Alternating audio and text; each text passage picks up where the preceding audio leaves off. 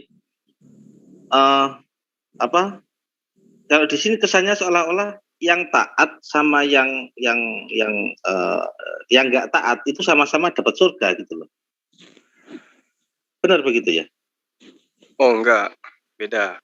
Kesannya seperti itu. Jadi ini kan di awalnya kan karena itu siapa yang meniadakan salah satu perintah hukum Taurat? Saya ngerti nih, paham. Kecil. Saya ngerti Bang Dimas, saya paham gini.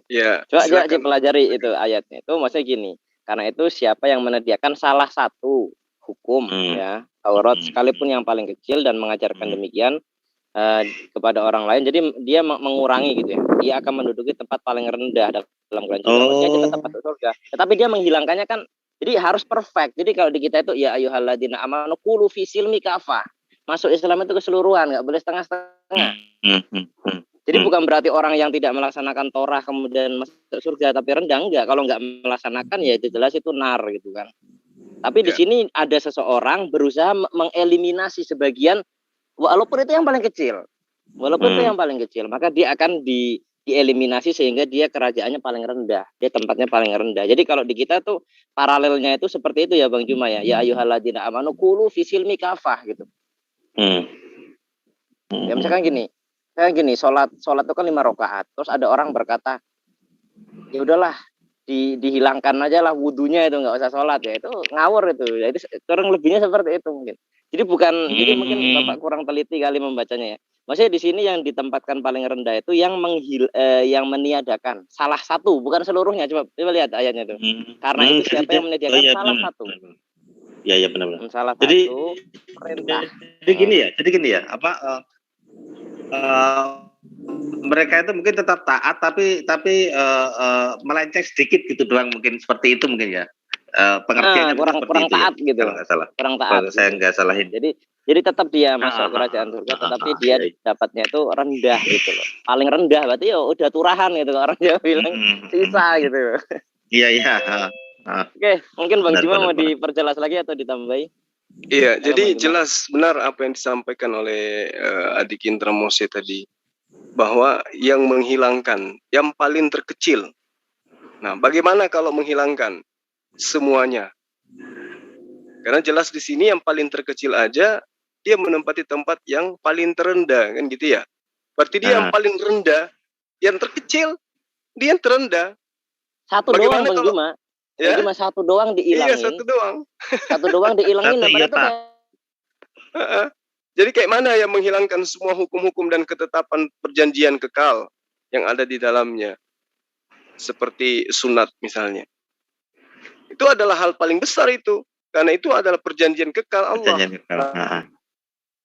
Jadi barang siapa yang menghilangkan, dalam arti kata tidak bersunat, ya siap-siap aja. Makanya dalam Kejadian 17 ayat 14 itu kan jelas di situ dikatakan bahwa barang siapa yang tidak bersunat maka dia harus dilenyapkan dari sebangsanya.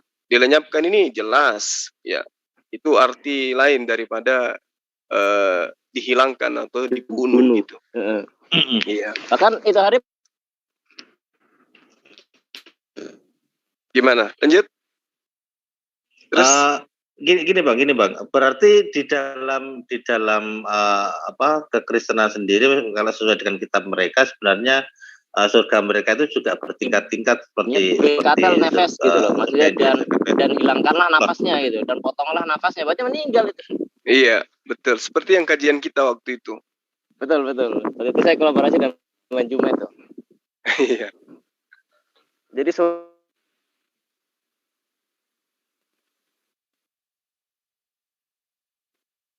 lanjut Bang. Iya. Udah sementara itu dulu Bang, dan alhamdulillah udah dapat pencerahan, dan sepertinya saya salah memahami konteks dari ayat ini gitu. Memang seperti itu. Jadi benar ketika meniadakan yang terkecil itu, yang terkecil ada di paling rendah, kalau meniadakan semua ya berarti ya malah nggak dapat sama sekali. Iya, paling kecil aja udah paling rendah itu. Berarti Itu sama dengan kita, ya ayyuhalladzina amanu qulu fis silmi kafa. Wahai orang-orang yang percaya, masuklah Islam keseluruhan, jangan tanggung-tanggung gitu. Enggak apa-apa, yang penting syahadat, enggak usah sholat. Ini ngawur nih. Iya, kaitannya dengan surga itu punya tingkatan atau tidak, itu bisa kita lihat dari informasi yang kemudian dituliskan oleh Paulus di dalam 2 Korintus 12 ayat 2. Di situ dikatakan bahwa orang itu tiba-tiba diangkat ke tingkat yang ketiga dari surga. Berarti kan benar. Di sini mengaitkan adanya tingkatan surga. Karena aku tahu tentang seorang Kristen 14 tahun yang lampau, entah di dalam tubuh, aku tidak tahu, entah di luar tubuh, aku juga tidak tahu. Allah yang mengetahuinya. Orang itu tiba-tiba diangkat ke tingkat yang ketiga dari surga.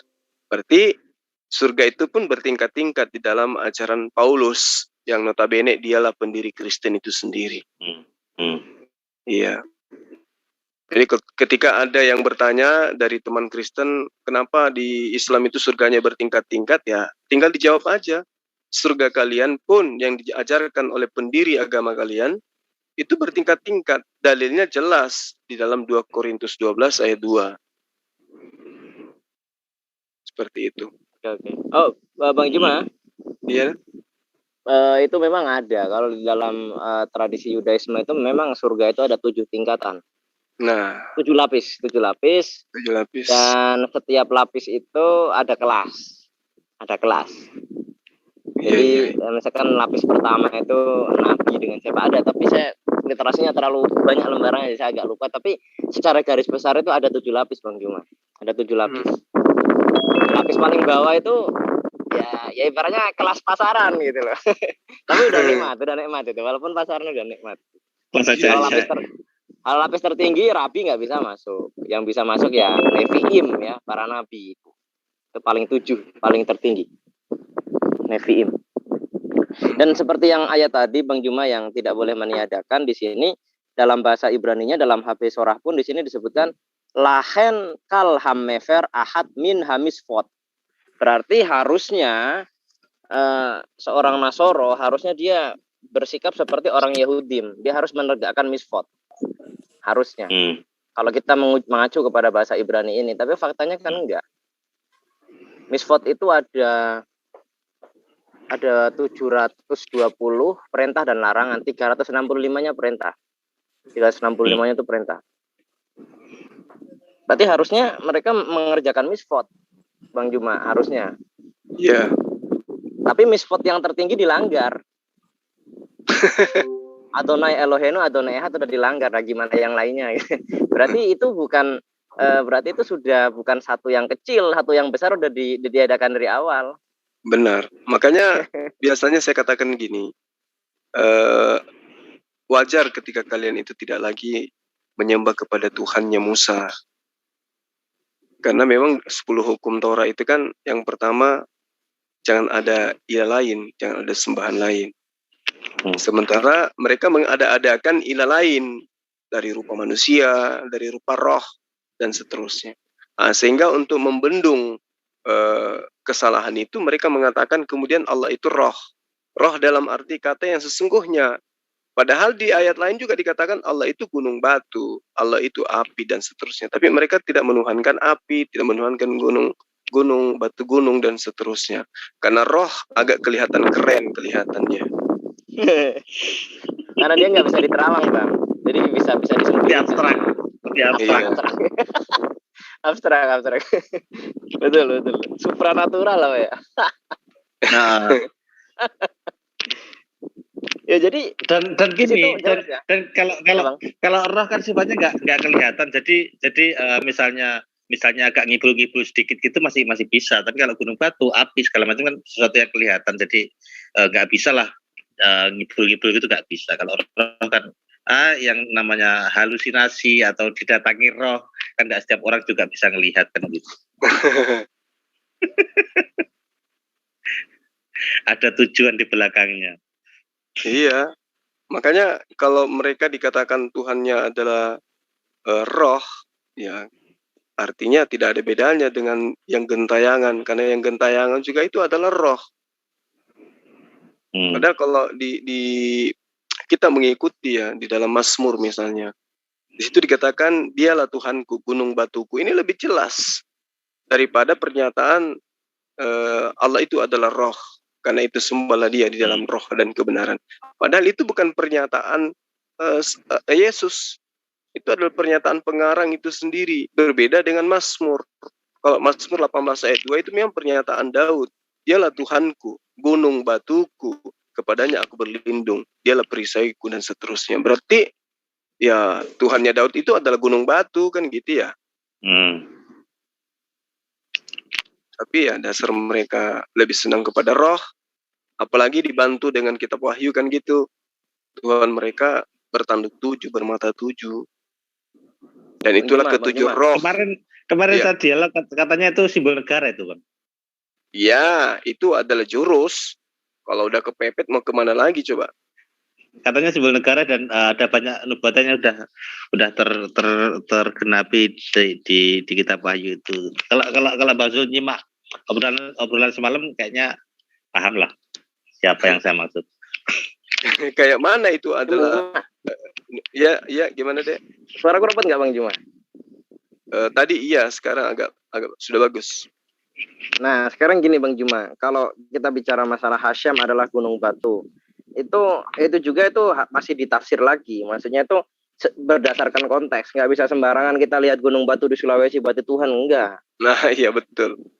Itu maksudnya itu adalah bahasa alegoris karena Moshe itu menerima Torah dari Hasyam langsung itu di Sinai. Sinai itu kan gunung batu.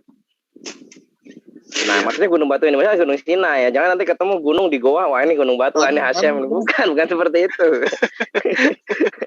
Atau ketemu gunung batu di Toraja gitu kan, wah ini Hasyam nih. Enggak seperti itu. Itu dia. Makanya saya katakan kalau misalnya mereka menganggap bahwa roh itu adalah Tuhan, ya maka dia harus mengakui juga bahwa batu itu juga Tuhan mereka, karena mereka memaknainya secara harfiah. Padahal roh yang dimaksud di situ adalah unsur yang gaib, bukan dalam arti kata roh dalam bentuk yang kita pahami selama ini, bukan. Itu sih kalau saya memahaminya seperti itu.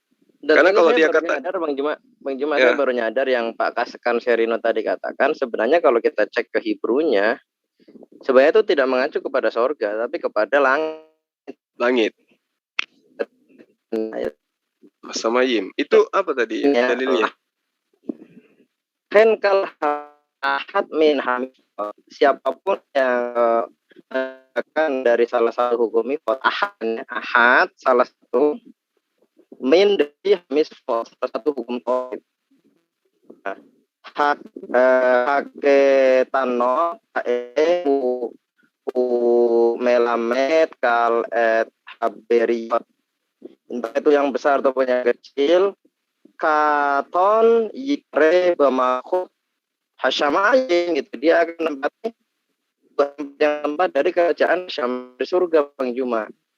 Iya. Tapi nyangkutnya nih. Itu bukan. Iya, itu bukan surga tapi langit sebenarnya. Nyangkutnya di langit. Maksudnya konteksnya itu langit itu maksudnya. Konteksnya langit. Konteksnya itu langit. Kalau Oranon itu apa, Bang? Oranon sama aja langit. Langit ya. Hanya di Greeknya Oranon ini. Kalau Anda mau lihat teks Greek yang sebenarnya surga itu Anda cari Paradisos itu. Paradiso. Oh, Paradiso. Oh iya. Karena kalau Oranon surga ya? Bahasa Indonesia itu kan warisan Oranon Hindu itu sih sebenarnya. Langit. Bang, kalau ini kemarin kalau langit bahasa Ibrani kan Gan Eden ya, kalau nggak salah ya.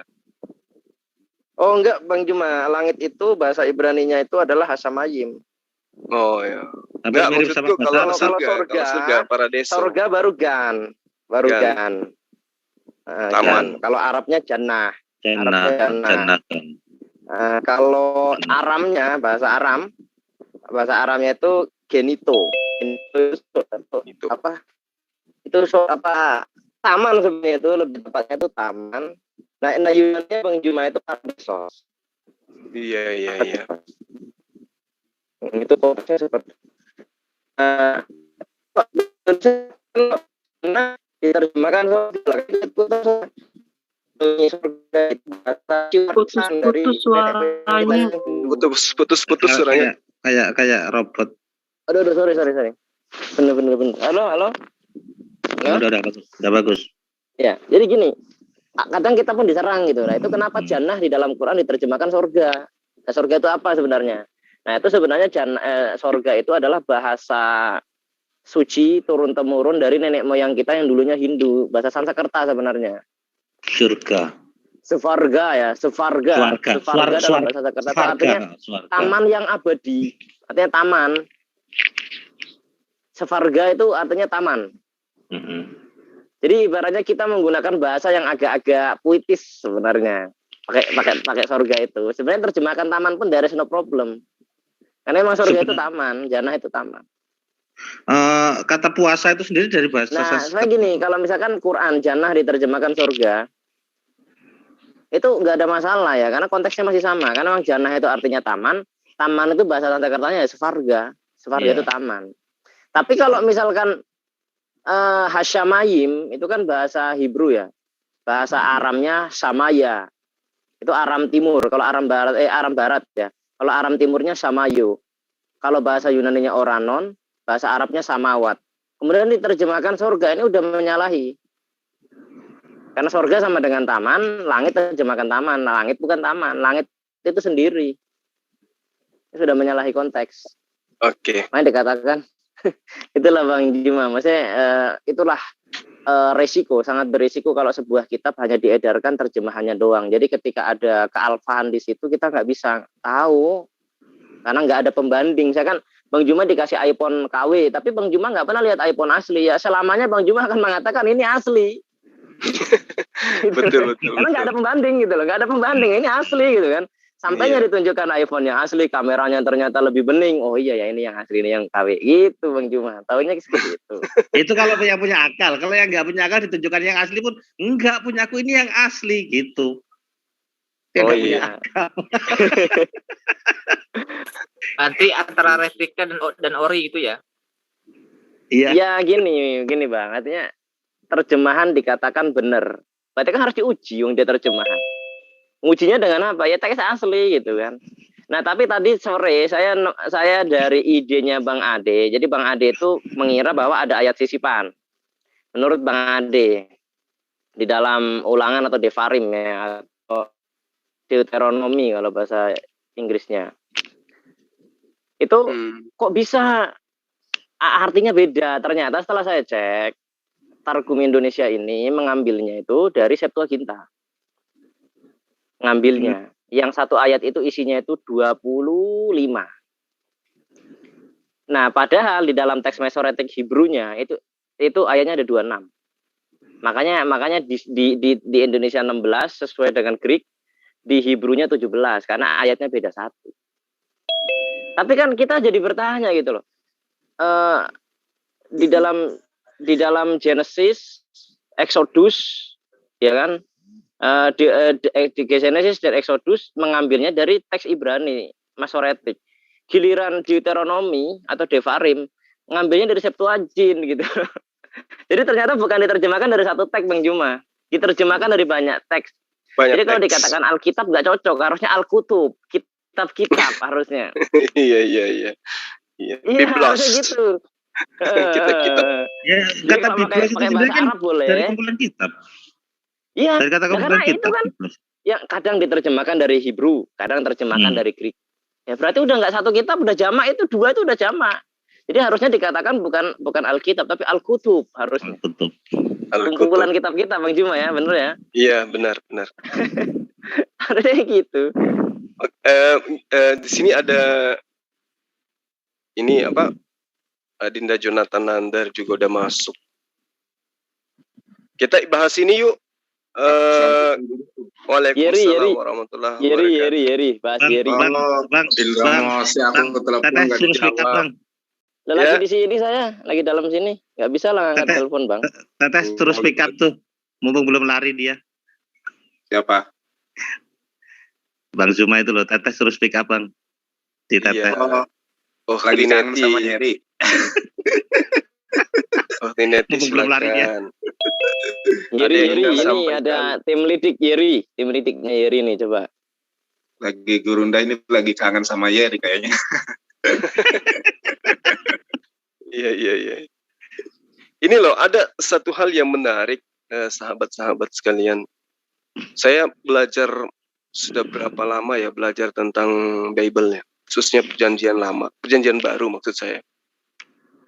Saya melihat ada banyak ayat bertaburan di kitabnya orang Kristen itu di mana iblis, ya, dalam hal ini setan, itu mengambil peran yang sangat besar dalam memberi pesan kepada manusia, menitipkan sebuah konsep kepada manusia bahwa Yesus itu adalah anak Tuhan gitu loh. Jadi yang banyak mengajarkan seruan-seruan bahwa Yesus itu adalah anak Tuhan itu iblis di dalam kitabnya Kristen. Contoh Matius 8 ayat 29, Markus 3 ayat 11, Markus 5 ayat 7, Lukas 8 ayat 28, Lukas 4 ayat 41, Matius 4 ayat 3, Matius 4 ayat 6, Lukas 4 ayat 3, Lukas 4 ayat 9. Semua ayat-ayat ini adalah seruan setan, ya, seruan iblis kepada manusia, seakan-akan dia menitip pesan kepada penulis-penulis perjanjian baru ini. Seakan-akan iblis ini memberikan pesan kepada penulis-penulis, ya, atau wartawan yang ada pada masa itu untuk menyampaikan kepada manusia bahwa Yesus itu adalah anak Tuhan. Iblis yang banyak peran di dalamnya, sehingga yang terjadi kemudian, ya, kita lihat bagaimana teman-teman Kristen sampai miliaran manusia menyembah Yesus karena mereka menganggap Yesus itu adalah anak Tuhan. Kata mereka, anak kambing pasti kambing, anak ayam pasti ayam, anak kodok pasti kodok. Nah, kalau anak Tuhan berarti dia pasti Tuhan. Yang memberikan pesan banyak ini adalah iblis atau setan. Sementara kalau kita mengkaji dari perjanjian lama, ya, ini perjanjian lama loh, saya tidak merujuk kepada kitab Tanak, ya. Kalau itu kan bahasa Ibraninya, ya, merujuk kepada hal-hal yang harus kita kritisi secara tekstual. Nah, di dalam Keluaran 3 juga Ulangan 5 ayat 7 misalnya. Situ Allah yang menekankan jangan kamu mengadakan Tuhan selain aku. Itu di perjanjian lama. Nah, di perjanjian baru, melalui tangan-tangan pengarang-pengarang wartawan ini, karya tulisnya mereka, iblis menyimpan pesan yang sangat-sangat dahsyat yang digunakan kemudian untuk menyesatkan manusia. Contoh seperti yang saya katakan tadi. Di dalam, kita ambil Matius 8 ayat 29. Itu bahasanya sangat sederhana. Tetapi kalau orang yang suka terhadap hal-hal di dalam kehidupannya ini, kenikmatan, mimpi masuk surga tanpa harus tunduk kepada aturan Tuhan, mereka pasti percaya. Matius 8 ayat 9 misalnya. Dan mereka itu pun teriak kepadanya dan katanya, apa urusan dengan kami, hai anak Allah? Adakah engkau kemari untuk menyiksa kami sebelum waktunya? Nah, ini adalah pesan, seakan-akan ini adalah sebuah cerita yang dikarang oleh setan, oleh iblis, untuk memberikan pesan kepada manusia bahwa iblis pun tahu kalau Yesus itu adalah anak Allah. Anak Allah maksud saya. Dan mereka itu pun berteriak. Mereka ini siapa? Setan-setan, para iblis. Lalu para iblis ini berteriak, apa urusanmu dengan kami, wahai Yesus, anak Allah? Adakah engkau kemari untuk menyiksa kami sebelum waktunya? Ini apa maksudnya ini? Ini pesan kepada orang-orang yang memiliki akal lemah, kepada orang-orang terjemahan, orang yang suka kenikmatan, orang yang senang bebas dari aturan Tuhan, orang yang bebas menyembahkan untuk tidak menyembahkan diri kepada Sang Pencipta. Ini akan memperoleh sebuah pemahaman bahwa setan aja, iblis aja yang adalah Lucifer itu bisa mengakui Yesus itu adalah anak Allah. Apalagi kita. Nah, ini bukan cuma satu ayat yang mengatakan itu. Banyak ayat, puluhan ayat yang mana pesan luar biasa merubah yang ada kepada para nabi. Contoh yang saya sebutkan tadi. Jadi iblis dan setan ini selalu ingin menyesatkan manusia dari jalan Allah Jadi saya mengatakan di room kita ini pada sahabat-sahabat yang ada di sini, mungkinkah ya penyebutan Yesus sebagai anak Tuhan, anak Allah itu merupakan sebuah strategi dari iblis agar manusia melupakan firman Allah.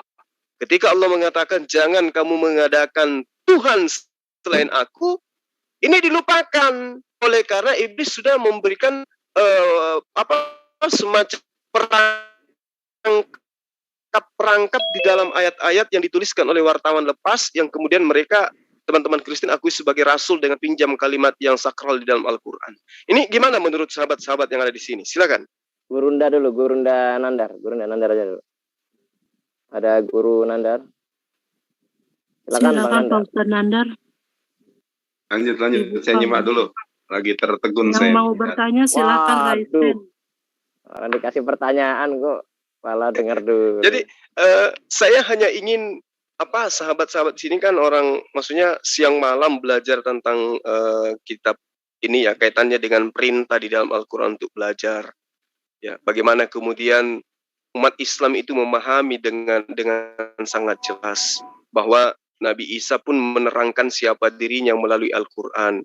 Bagaimana kemudian Nabi Isa mengatakan ya bahwa dia adalah utusan Tuhan, dia adalah hamba Tuhan, dia adalah orang yang diberi tugas untuk menyampaikan risalah kenabiannya kepada orang-orang Yahudi. Kan jelas bagaimana kemudian Nabi Isa menjelaskan kepada orang-orang yang hidup pada zamannya, qala inni abdullah atani ya kitaba wa ja'alani nabiyyan. Dia mengajarkan kepada Bani Israel kalau dirinya itu adalah hamba Allah. Dan dia mengaku bahwa dia diberi pengajaran. Lalu kemudian dia mengatakan dirinya dijadikan sebagai nabi bagi Bani Israel sebagaimana dalam Yohanes 4 ayat 22. Sesungguhnya aku menyembah apa yang aku kenal. Berarti Yesus mendudukkan dirinya sebagai hamba Allah. Nah, kemudian kalau kita merujuk pada apa yang saya katakan tadi, iblis memberikan pesan pengajaran melalui perpanjangan tangan mereka yang sangat dikuduskan di dalam iman Kristen, sementara mereka ini bukan murid Yesus.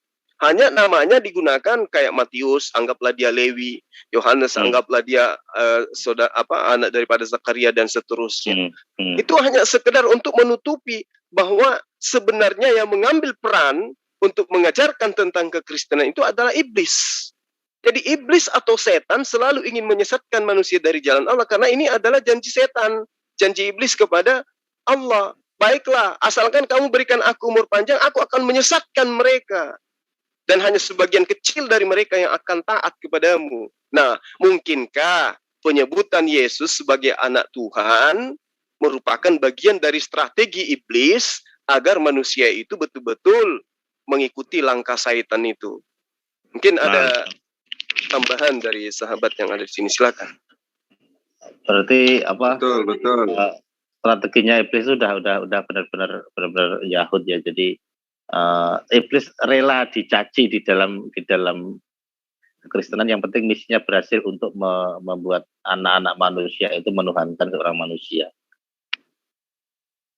Iya. Itu seperti salah satu tokoh di pewayangan itu Sakuni. Jadi gini, saya tambahkan sedikit. Sangat sulit gitu loh. Sangat sulit bagi teman-teman Kristen untuk memahami teriakan-teriakan Yesus, seruan-seruan Yesus, penekanan-penekanan Yesus sebagai guru bagi Bani Israel, di mana dia mengatakan, aku utusan Tuhan. Itu berat untuk mereka terima. Dialah yang telah mengutus aku. Dialah yang telah memerintahkan aku untuk mengatakan ini. Dialah yang Dialah yang mengirim aku untuk melakukan pekerjaan ini. Aku tidak dapat berbuat apa-apa dari diriku sendiri. Susah bagi orang-orang Kristen ini untuk menerima kenyataan itu. Yohanes 17 ayat 7 misalnya. Mereka semua sekarang tahu, sadar bahwa semua yang ada pada diriku, baik itu saya menghidupkan orang mati, membuat orang lumpuh berjalan, orang buta melihat dan seterusnya, apapun itu, mereka semua tahu, sekarang tahu bahwa semua yang ada pada diriku itu berasal daripadamu. Tapi susah bagi teman-teman Kristen untuk terima itu. Kenapa?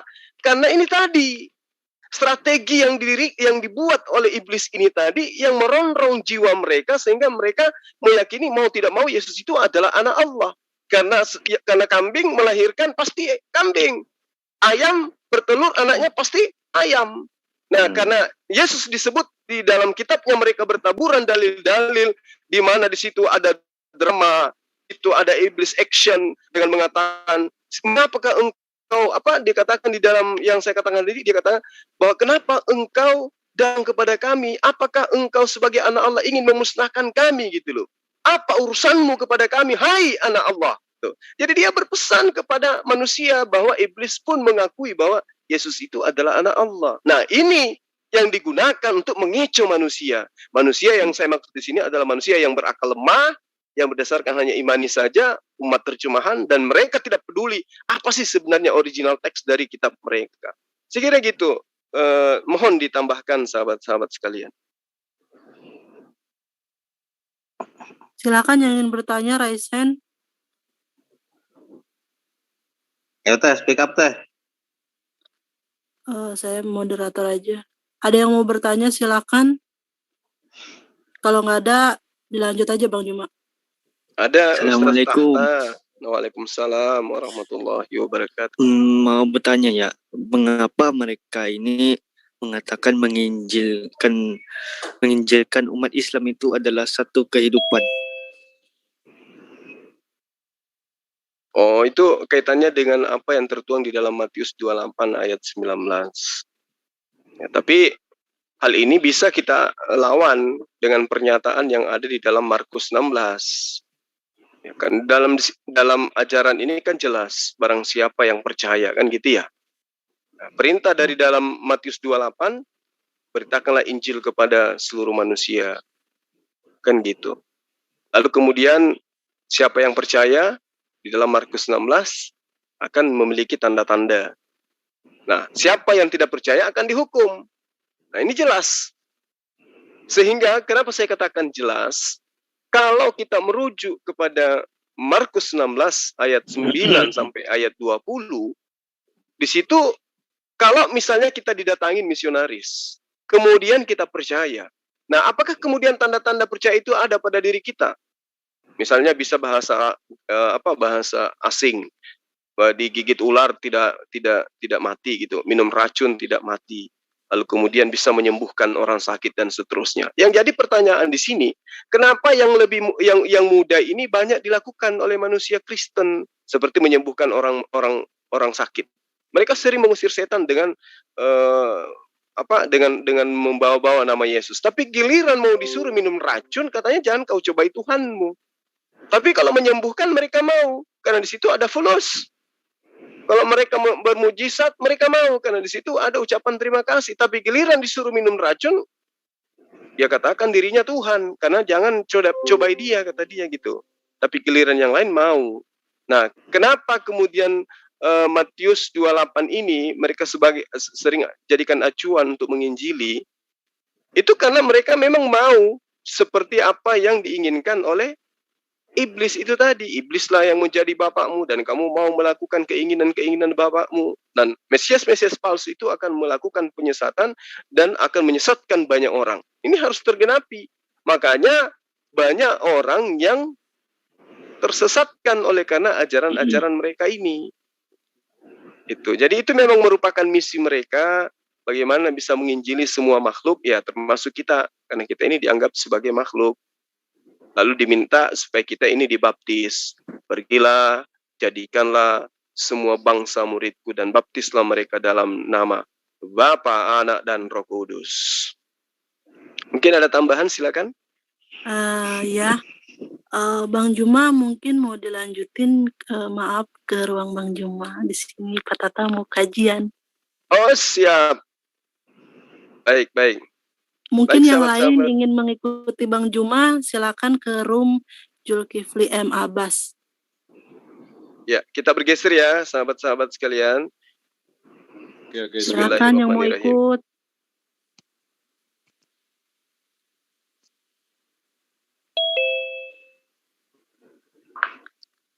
Yang mau ikut silakan.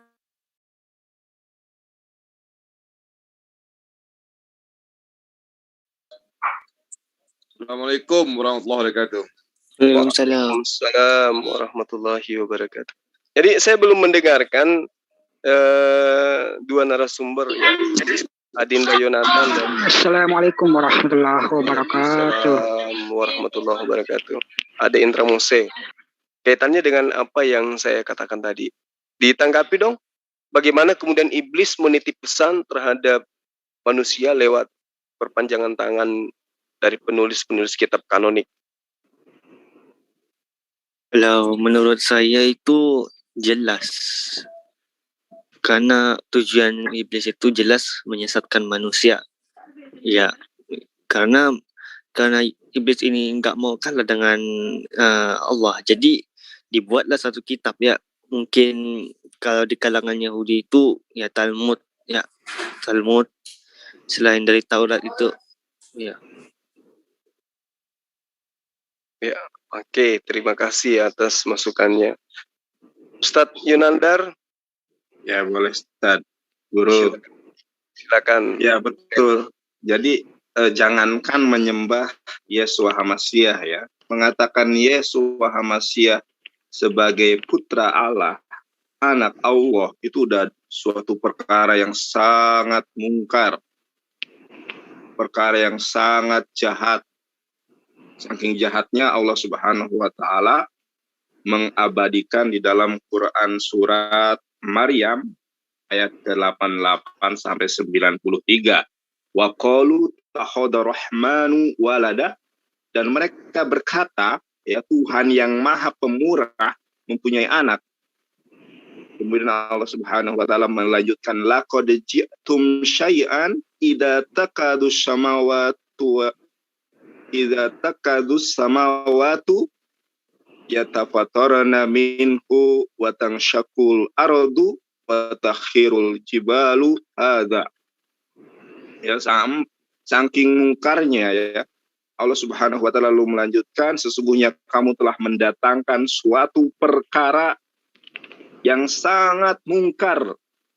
Hampir-hampir langit pecah karena ucapan itu, dan bumi belah, gunung-gunung runtuh ya, gunung-gunung itu meletus. Inilah perumpamaan dari Allah Subhanahu wa Ta'ala tentang keyakinan bahwa Allah itu punya anak. Bayangkan ciptaannya saja, langit, gunung-gunung, bumi itu tidak ridho gitu terkait keyakinan mereka yang dipelopori oleh Beelzebul itu ya, menurut bagaimana tadi pemaparan dari Ustadz Juma ya. Andau lirahmani walada, karena mereka mendakwahkan Allah yang Maha Pemurah mempunyai anak. Wama yang bagi lirahmani ayat takhida walada, dan tidak layak bagi Allah yang Maha Pemurah itu mempunyai anak. Kenapa? In kullu man fis samawati wal ardi ila ati rahmani abda. Ini poinnya. Tidak ada seorang pun, tidak ada sesuatu pun di langit maupun di bumi kecuali akan datang kepada Tuhan, kepada Allah yang Maha Pemurah, melainkan sebagai seorang hamba, bukan sebagai seorang anak, bukan sebagai seorang firman Tuhan menjelma menjadi manusia. Tidak pernah ada. Dan kalau kita telisik sejarah, baik dari segi kritik teks, kritik bentuk, itu adalah sesuatu yang mungkar. Memang tidak pernah Yesus itu mengajarkan bahwa dirinya itu Tuhan menjelma menjadi manusia. Oleh karenanya tidak ada satu kesaksian pun dari Bunda Maria, dari St. Yosef, dan dari orang-orang yang terdekatnya bahwa Yesus itu Tuhan.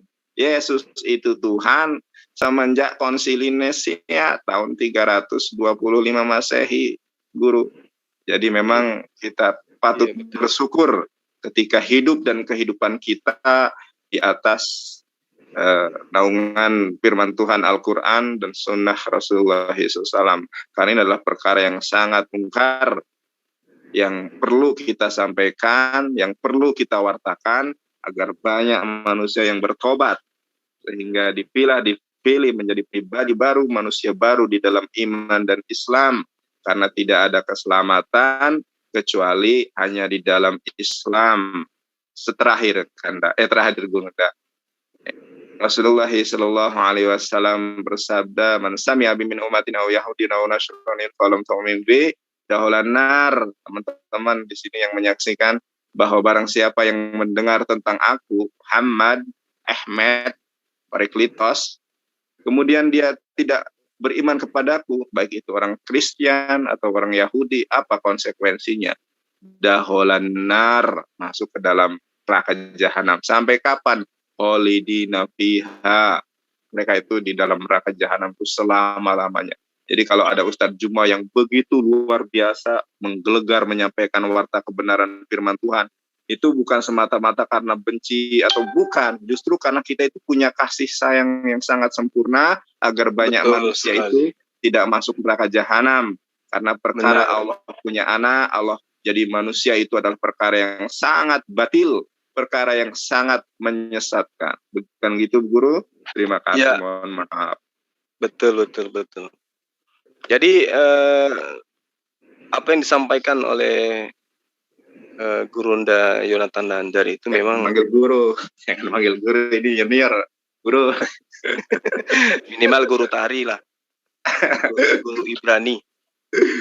Itu sangat benar bahwa kaitannya dengan kaidah-kaidah pemahaman terhadap pendalaman akidah dalam ajaran agama Islam itu sangat sempurna. Nah, tidak ada satupun konsep ketuhanan yang diajarkan oleh Islam, yang diajarkan oleh Al-Quran itu bertentangan dengan konsep ketuhanan para nabi.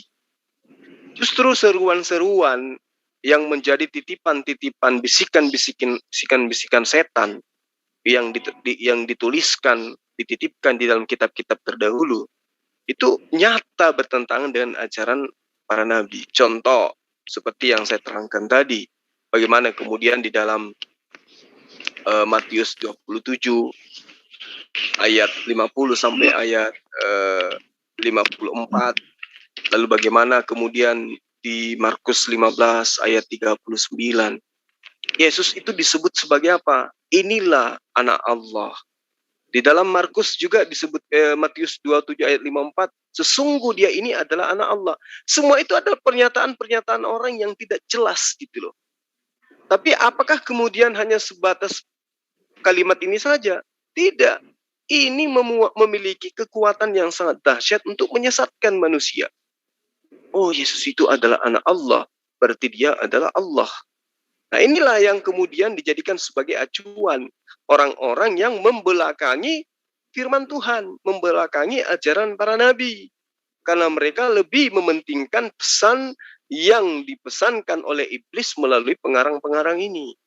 Padahal, kalau kita melihat dengan kacamata sederhana, bagaimana kemudian Yesus menerangkan hidup kekal itu seperti apa untuk meraihnya? Kan sederhana sebenarnya. Orang melakukan ketaatan di dalam beriman, dalam beragama. Apa tujuannya? Hanya untuk memperoleh hidup yang kekal. Lalu apa konsepnya, apa resepnya yang ditunjukkan oleh Yesus? Sederhana. Mengimani Allah, bahwa Allah itu maha suci. Allah itu maha tinggi, tidak ternoda dan tidak tercela oleh apapun. Dengan konsep pemikiran apapun. Karena dia maha pengasih, karena dia maha penyayang, maka dia mengutus dirinya menjadi manusia. Itu konsep yang diada-adakan. Allah menciptakan kita dengan akal, kekuatan berpikir yang ada pada diri manusia. Itu sudah sedemikian komplitnya. Diajarkan, diberikan, diwahyukan untuk supaya otak ini connect dengan Allah, dengan Sang Pencipta alam semesta. Tapi ketika Allah dikatakan nuzul, lahir, mati, dibunuh, inkarnasi, dan seterusnya, itu sudah keluar daripada konsep akal. Itu sudah irasional itu. Maka karena itulah kemudian, bagaimana iblis ini bisa mengajarkan ajarannya dengan mulus, maka dia menggunakan perpanjangan tangan para penyesat dan nabi-nabi palsu, mesias-mesias palsu ini. Ya, Yesus berseru dengan suara nyaring, lalu menyerahkan nyawanya. Nah, ini potongan ayat ini saja kalau orang berakal, ini sudah bisa memahami bahwa Yesus itu bagaimana mungkin bisa Tuhan, sementara dia menyerahkan nyawanya, berarti ini adalah makhluk karena dia bernyawa. Kalau dia makhluk berarti sudah bukan Tuhan, selesai. Ini adalah sebuah materi yang sebenarnya selama ini belum dikaji begitu mendalam. Bahwa siapa sih yang mengatakan Yesus itu sebagai anak Allah? Siapa yang siapa yang berperan di balik semua itu? Ternyata kitabnya orang Kristen sendiri yang mengatakan iblis berkata, berserulah iblis, berkatalah setan, dan seterusnya. Berarti pesan itu datangnya dari iblis. Kira seperti itu. Jadi mau. Ini cuma Allah untuk alamat takmul untuk malah. Oke, sahabat-sahabat sekalian, sedikit lagi dari saya ya, bahwa ketika kitabnya teman-teman Kristen itu mengajarkan Yesus itu adalah anak Allah, kita tidak pernah menemukan satu dalil pun di dalam kitabnya orang Kristen yang mana Yesus mengaku aku ini adalah anak Allah. Ya. Kalaupun ada, semuanya sudah terbantahkan dan melalui klarifikasi Yesus itu sendiri dalam Yohanes 10 ayat 34 sampai ayat 36. Bukankah di dalam Taurat Musa dikatakan siapapun yang diserahi tugas untuk menyampaikan firman, maka dia adalah Allah. Artinya dia hanya penyampai firman. Dan karena firman itu tidak bisa ditambah dan tidak bisa dikurangi, maka apa narasi dari firman itu, itulah yang harus dikatakan. Sama seperti Rasulullah ketika dia mengucapkan ayat Allah atau firman Allah dalam surat Taha ayat 14, nggak bisa ditambah-tambah. Nggak bisa ditambah-tambah. Innani ana Allah. Siapa yang mengatakan itu? Rasulullah Muhammad SAW. Nah, apakah kemudian beliau itulah Allah? Tidak. Karena itulah Yesus mengatakan, ketika dia dituduh oleh orang-orang Yahudi mengaku setara dengan Allah, maka Yesus klarifikasi. Loh, bukankah di dalam kitab pun dikatakan siapapun yang diberi tugas untuk menyampaikan firman, maka dia adalah Allah. Musa diberi tugas, maka dia adalah Allah. Ya, semua yang diberi tugas untuk menyampaikan firman Allah, dia adalah Allah. Dalam arti kata, dia mengaku sebagai Allah karena itu adalah firman Allah yang dia harus ucapkan. Saya kira begitu sementara dari saya, sahabat-sahabat sekalian, silakan dilanjut karena waktu kita di sini 2 menit lagi masuk masa buka puasa. Dilanjut, silakan bincang-bincangnya, tema apapun. Nanti saya akan masuk lagi ya. Bentar Bang Zuma. Iya Bang. Nah, itu paket itu per paket Bang Zuma ya? Apanya tuh? Sumbangan untuk itu per paket ya? Terserah aja Bang, terserah aja. Jadi ada program dari YPM Mu'alaf Center, apapun teman-teman yang ingin membayar zakat atau ikut memeriahkan buka bersama, itu kita sudah siapkan nomor rekening yayasan. Silakan sedekahnya ke sana, bantuannya atau sekaligus pembayaran zakatnya ke kita untuk kita salurkan. Karena kita sudah markas, alhamdulillah kemarin markasnya itu sudah dibayarkan langsung oleh orang tua kita, Puang Andi bayar tunai kemarin itu boleh dikatakan 1,1 ya. Bayar tunai langsung. Insya Allah besok ke rumah kita sudah masuk, kita sudah duduki untuk markas kita.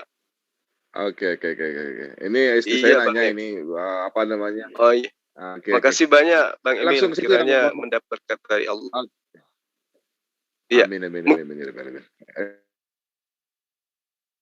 Lagi untuk menjelang ya, silakan sahabat-sahabat yang masih ada di bagian barat ya, untuk melanjutkan materi ini atau materi yang lain, kita akan tetap live-kan menjadi edukasi bagi sahabat-sahabat sambil menunggu buka puasa. Sekian dari saya untuk sementara. Assalamualaikum warahmatullahi wabarakatuh.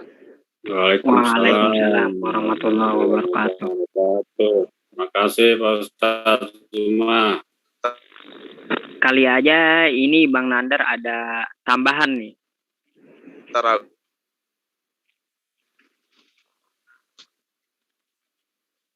Bang Nandar. Oh iya. Saya nyimak aja dulu. Sembari nunggu Bang Juma, mungkin ada tambahan dari teman-teman. Bulan Ramadan atau apa saja, bebas. Kalau saya bisa jawab, saya. Atau Bang Indra nih.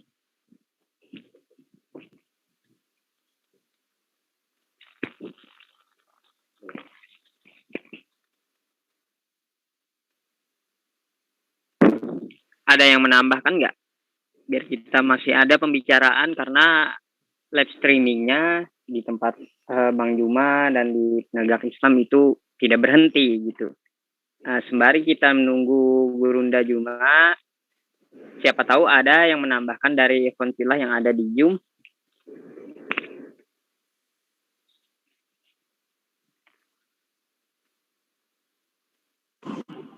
Silakan speak up.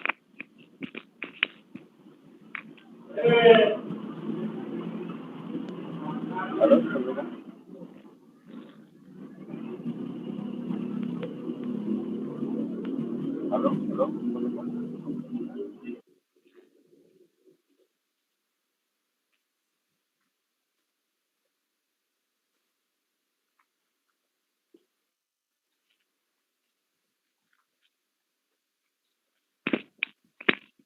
Ya, kalau saya disuruh melanjutkan, karena di sini juga lagi ada tamu gitu, Bang.